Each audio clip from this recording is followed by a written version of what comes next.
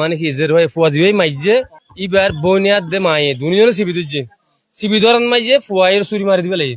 কক্সবাজারের ঈদগাঁও উপজেলা থানাটিয়া সাউন্ডকে কেন্দ্র করে ছুরিকাঘাতে হামিদ নামের এক যুবক নিহত হয়ে এ ঘটনায় অভিযুক্ত যুবক সহ তার মা ও বোনেরা আটক করে পুলিশের হাতে সুপর্দ করছে স্থানীয় হলে। মঙ্গলবার জুন 2 তারিখ সকাল 10:30 টারিখে উপজেলার জালালাবাদ ইউনিয়নের দক্ষিণ লরাবাগ এলাকাতে এই ঘটনা ঘটে। নিহত 17 বছর বয়সী হামিদ ওই এলাকার আবুল কালামত ফুয়া এবং অভিযুক্ত 18 বছর বয়সী শামীম একই এলাকার মোহাম্মদ সিদ্দিকুর ফুয়া।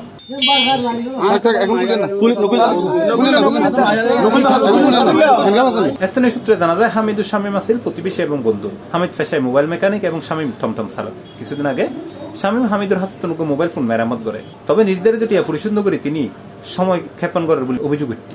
পরে এই টিয়া সনরে কেন্দ্র করেই এই খুনের ঘটনা।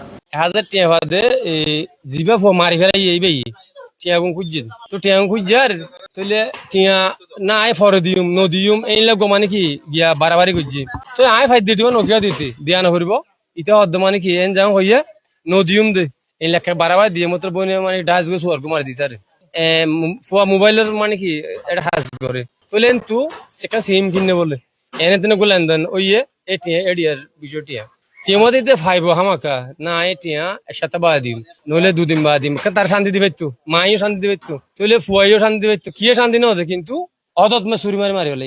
জানা গিয়ে ঘটনার দিন সকালে অভিযুক্ত শামীমের পরে দেখা হলে হামিদ ফানাটিয়া দাবি করে।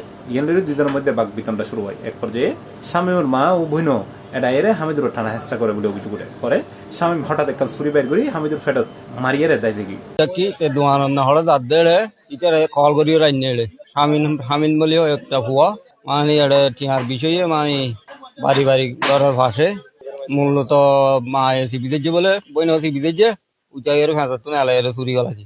ঘটনার খবর পেয়ে ঈদগাঁও থানার অফিসার ইনচার্জ এটিএম শিফাতুল মাজদারের নেতৃত্বে পুলিশের উগ্র দল ঘটনাস্থলে পৌঁছে অভিযুক্ত তার মা ও বোনেরা আটক করে। এই সময় হত্যাকাণ্ডে ব্যবহৃত ছুরিকানা উদ্ধার করা হয়। এই ঘটনায় আইনগত প্রক্রিয়া চলমান আছে বলে জানায় পুলিশ।